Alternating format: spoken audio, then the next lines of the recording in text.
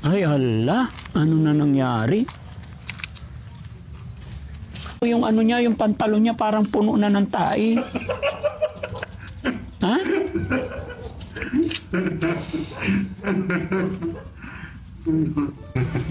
Ay, parang naging baboy talaga, grabe.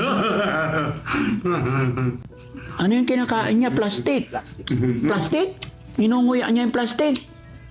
Ayan mga pre, um, ito po, itong taong ito mga pre, ay 15 years. 15 years na pong nakakulong.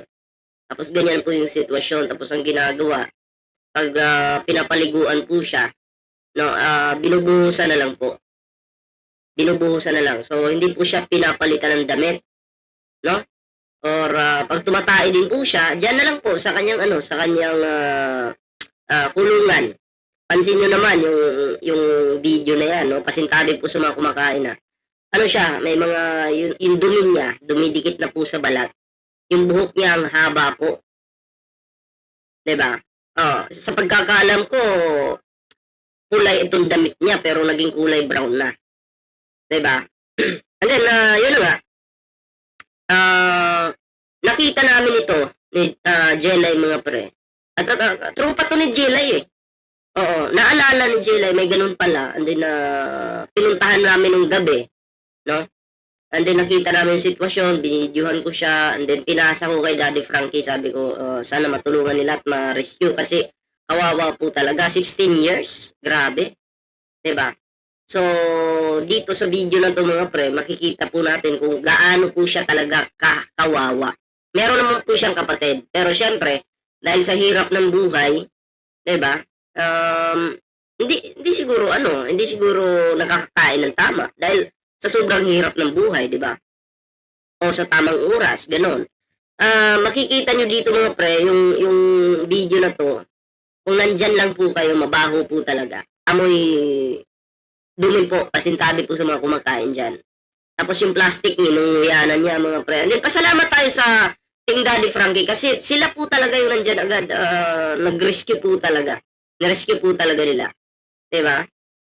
Yung tuhod niyan, hindi na yung paa niyan, hindi na straight. Kasi, sa 16 or 15 years, siyang nakakulong dyan, palagi siyang nakaupong ganyan. So, yun nga, no? Ipapagamot po yan ni Daddy Frankie, kaya nga po ni-rescue po nila. So, ito po ngayon yung ating bibigyan ng reaction mga pre, no? And then, yan sa mga bago pa po dito sa ating YouTube channel, huwag niyong kalimutang mag-like, share, subscribe, ayan. And syempre mga pre, ayan sa dyan, mga bago nating subscribers, naku, maraming salamat po sa inyong suporta. Syempre, suportahan din po natin ang Team Daddy Frankie mga pre, no? Ang YouTube channel po ni Daddy Frankie. Ayan, suportahan po natin mga pre. Magtulungan po tayo para mas marami pa pong matulungan ang Team Daddy Frankie. Kasi sa simpleng pag-subscribe nyo at pagpanood ng video nila mga pre, ay nakatulong na po kayo. 'Di ba? Siyempre, itong si Oliver mga pre, ay talagang kumbaga, yung gamutan dito, hindi po basta-basta. Magastos po talaga. Kaya nga po, sabi ko sa inyo, sa simpleng pag-subscribe nyo kay Daddy Frankie, pag-like nyo, or yung hindi nyo pag-skip ng ads, nakatulong na po kayo. 'Di ba? So, ito po, no, bigyan po natin ito ng reaction, panoorin po natin. Nananakit ba to? Noon daw nananakit, pero iwan ko lang ngayon. So, 16 years na siyang... Sa Facebook po, 29 million views na po ito. Okay? And then sa YouTube po, meron ng 1 million views. 'Di ba? Kasi nakakaawa po talaga yung sitwasyon, no, ng taong ito mga pre. Sabi ko nga sa inyo, ito po tropa ni Jelay noon. Kumbaga, kaibigan nila. 'Di ba? Magkakasama sila, kung saan sila magpunta, sumasama po yan. Pero ang problema, nagkaganyan po siya. 'Di ba? So, ayaw naman sa mga sabi-sabi dito sa amin, meron daw talagang lahi sila na ganyan. 'Di ba? Pero ganun pa man, salamat pa rin maraming salamat sa Team Daddy Frankie kasi sila po talaga yung talagang agad-agad na pumunta dito. Di ba? Agad-agad po kagabi ko lang sinabi kay Daddy Frankie, kinabukasan, nandyan na po agad sila. Di ba? Maaga po sila. Tuloy po natin mga pre. Ganyan. 16 years. Umawa naman, ginawa na parang na siyang baboy. Ayan yung plastic, ginawa niyang bubble gum. Tapos kita niyo yung tuhod niya. Pasintabi po sa mga kumakain tae po yan. Tae po yan. Kuya, ano pangalan mo? Parang baboy talaga ang nangyari. Wala nang bihisan. Diyos ko po.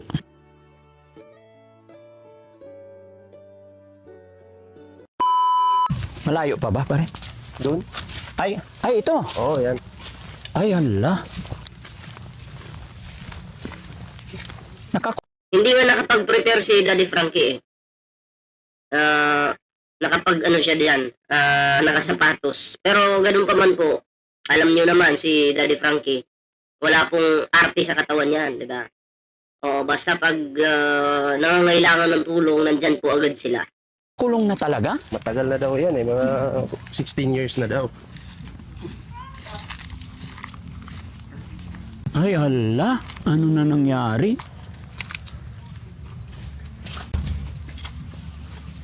Ay, Diyos ko po. Parang sir, matagal na yan dyan? 16 years na daw ito Parang naging baboy. Kung malilito kayo, minsan may 16 years, 15 years, nandyan lang po sa dalawa. Okay? Kasi sa sobrang tagal, hindi na rin maalala ng iba. Pero sabi naman, 15 years, sabi 16 years. Basta nandyan po siya. Or yun po yung range ng taon sa, kumbaga, sinasabi ng iba, ballpoint man, ito po ay nakulong 15 years na. Sinasabi naman ng iba, 16 years. So, ganun pa man, salamat pa rin sa Team Daddy Frankie kasi akalain nyo sa loob ng 15 years or 16 years, napaliguan siya at yung buhok niya mahaba, talagang nalinis po, kumbaga ginupitan po nila. Diba? So, nung napaliguan po siya, diba? And then nagupitan, nakahinga-hinga po siya ng maluwag. Diba? Uwi na siya, guys. Nakakaawa naman. 16 years na siya nakakulong 16 dyan? years. Tapos pag kakain po yan, binibigay na lang po dyan yung pagkain So pag kumakain, ini-imagine ko na lang po, may kanin or di kaya pagpalagay natin kanin, kakamayin niya, yung kamay niya may tae, makakain niya po yung dumi niya. Diba? Hindi na siya, hindi, basang-basa siya. Kaya sa pamilya naman, diba, sa pamilya naman, wag sana sumama yung loob nila, meron at meron talagang mga tao na mababash po sila, ibabash po sila dahil sa kalagayan ng kanilang kapatid. So, dapat accept nila yun. Diba? Hindi naman sila basta bash lang ng bash kung ano-ano sinasabi. Hindi po. Yung realidad ba? Diba? Realidad kung bakit may mga nagko-comment nyo, bakit hindi nyo pinapalitan ng damit? Bakit binubuhusan nyo na lang? Ganon. May mga komento ako nababasa na ganon. Diba? Pag pinapaliguan daw kasi, na lang, binubuhusan na lang nila. Binubuhusan lang ng tubig yan. Kaya nga, tumayat. Eh, tignan mo yung damit niya. Parang dyan na rin siya tatay sa short niya. Dyan, sigurado. Dyan na. Tapos agresibo siya pag pag nagugutom. Agresibo siya. Ay, tignan nyo, kuhaan yung mga, kuhaan mo. Ano, bro? Kuha? Tignan mo yung niya, yung pantalon niya parang puno na ng tae. Ha?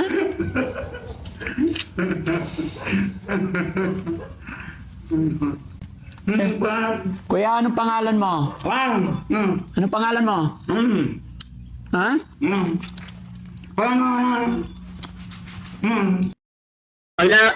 Diyan po, pag nakakita siya ng pagkain, gusto niyang maghingi. Kasi gutom na gutom po siya dyan. Akalain mo, isang ganun tinapay, Oreo, nakaapat yata siya ng Oreo, tapos yung tinapay na loaf bread yata yun. Inubos niya po yun. Dahil sa sobrang gutom niya. Ano pangalan mo? Ha? Ay, pati yung mga buhok niya mahaba. Diyan na rin siya nakahiga, ano? Diyan na rin. Diyan na rin. Ay, parang naging baboy talaga, grabe. Ano yung kinakain niya? Plastic. Plastic. Plastic? Ninunguya niya yung plastic. Yung nasa ulo niya. Kung ano mga madampot niya dito. Yung pinaglalagyan ng pagkain yan. Yung pinaglalagyan ng pagkain, yung ninunguya niya. Yung ano niya, yung hair niya. Nananakit ba to? Noon daw nananakit. Pero iwan ko lang ngayon. So, 16 years na siyang ganyan. 16 Ah, years. sa ganyan sitwasyon niya, na hindi na po siya makatayo, hindi na po mananakit yan. Diba? Hindi na po mananakit. Pero noon daw po, nananakit po talaga. So, hindi ko alam kung anong dahilan, bakit nananakit. Kung dahil ba nasiraan siya ng pag-iisip, kaya nananakit, or may problema sa pamilya.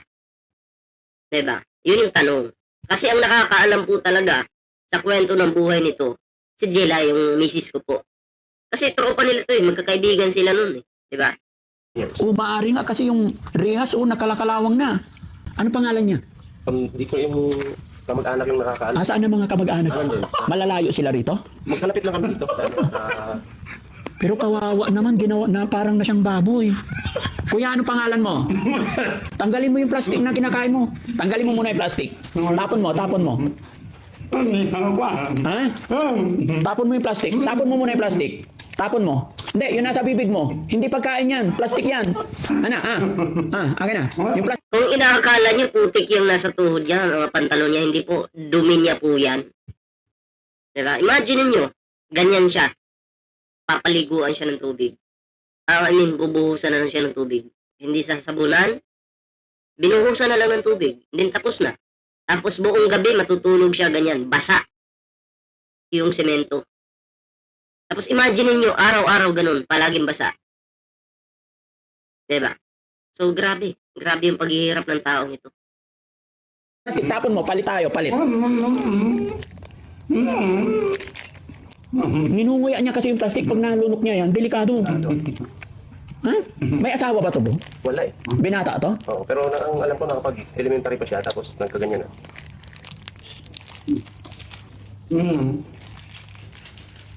Oo, tinapon niya yung plastic. No? Tanggalin natin yung plastic. Ayan oh. Tatago siya pag binabigyan ng pagkain. Doon daw talaga yung kumakain pagkakain na siya. Ganun talaga yan. Pag kumakain na, doon na yan sa gilid. Sa gilid. Pero kawawa naman. Tapos ito po, mahilig po siyang kumanta. Yung pang broken hearted na kanta. Diba? Hindi ko alam kung saan siya na-broken talaga. Baka may girlfriend siya noon, na-broken siya, o di kaya broken siya sa pamilya niya. Imagine, ituturing mo ng ganyan. Diba? Wala naman akong problema sa kanyang pamilya. Wala po. Yung sa akin lang ba? Yung bubuhusan mo lang ng tubig, tapos kapatid mo pa, diba? Hindi ko maisip na may ganun pala talaga. Kanta siya, oh. Dapat tinatanggal yung plastic. Baka pag gutom na gutom, nilulunok na niya. Pag binuksan to, pare, tatakas yan. Wala rin akong idea kasi yung nakakaalam talaga yun, yung Ay, nagtatago siya. Ayan guys, mga kababayan, mga kabarangay, no? Nakakaawa kalagayan ng ating kapatid dito. Tumayo yung balahibo ko nung nakita ko eh. Kasi parang baboy talaga ang nangyari. Wala nang bihisan. Diyos ko po. Nakakandado eh, no? Ha? Puro tae na yan eh. Ayan, no? Dilaw lahat. Hawakan mo nga to. Oh, kita niya yung kamay niya, may tae. Kumakain siya. So nakakain niya po yung dumi niya. Puro tae. Tsaka kaya hindi nabibihisan kasi inilayo na sa yun.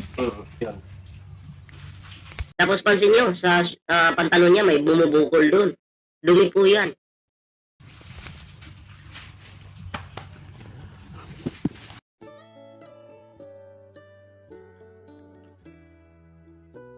So anyway, yun lang naman yung video, pero may gusto lang akong sabihin dito mga preno.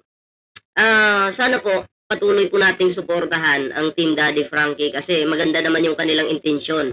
Pure po talaga na pagtulong sa mga talagang karapat dapat tulungan. 'Di ba? At syempre saludo din tayo kay Daddy Frankie kasi hindi po siya yung tao na mandidiri. 'Di ba? Kasi caregiver po pala si Daddy Frankie.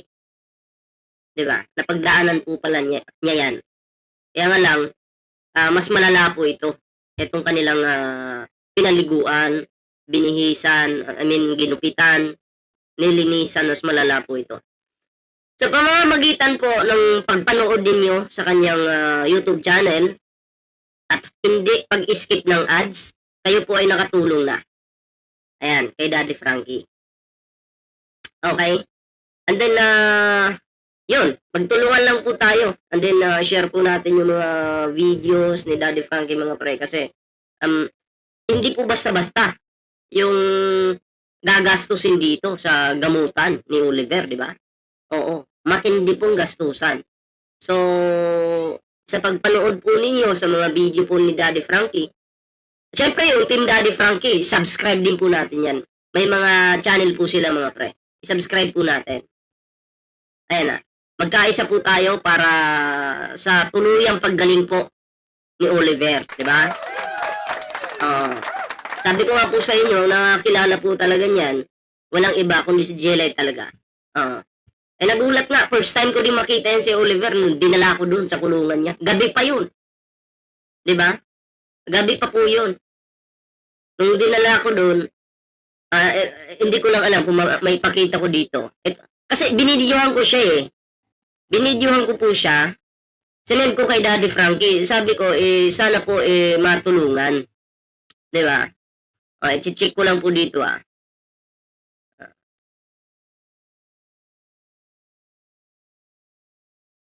ito. Ito nga pala. Ito. Ano natin. Flex natin dito. Ito yung pinasa ko kay Daddy Frankie na gabi yun, nung time na yun. Diba? Sabi ko, siguro, ito yung nangangailangan talaga ng tulong, no? I-rescue talaga. Ayan po.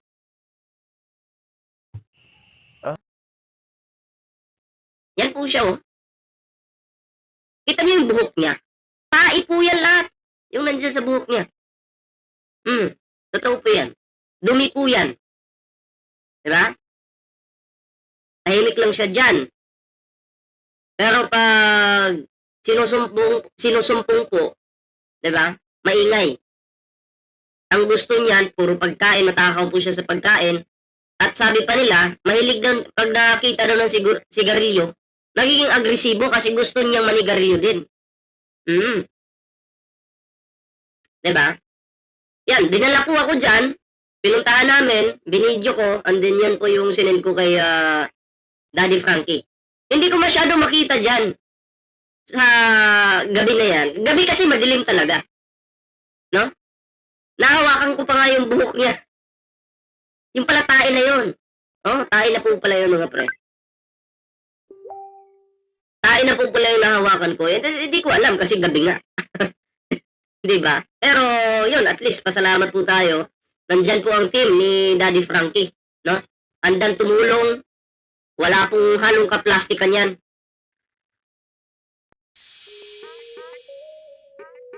Wala pong halong kaplastikan.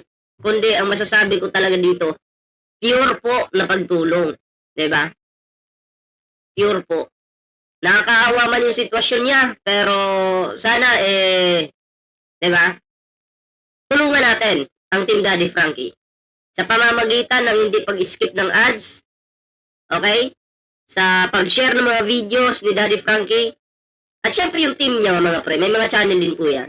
Suportahan po natin. Magtulungan po tayo. Dapat naghihilaan po tayo pataas, hindi po pababa. Diba?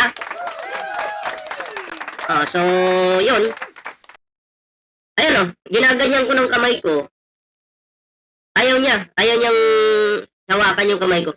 Yung pala, nahawakan ko pala. Tayo pala yung nahawakan ko, mga pre. Hindi ko na alam. Diba? Pero, nakaawa nga Diba? Pero yun lang masasabi ko mga pre. No, salamat po sa pagsuporta sa unang-una sa channel ni Daddy Frankie at syempre sa channel ko dahil nandyan po kayo palaging sumusuporta, di ba? Maraming salamat po. Yan. So, yun lang naman yung aking reaction dito. And maraming salamat po. Baka mamaya po may live po tayo. Abangan niyo po yan mamaya. Okay? Ayan, so ako'y magpapaalam po muna. Pansamantala, ayan, maraming salamat po sa inyong suporta. Kita-kits po tayo sa susunod na video. Ingat po kayo lahat.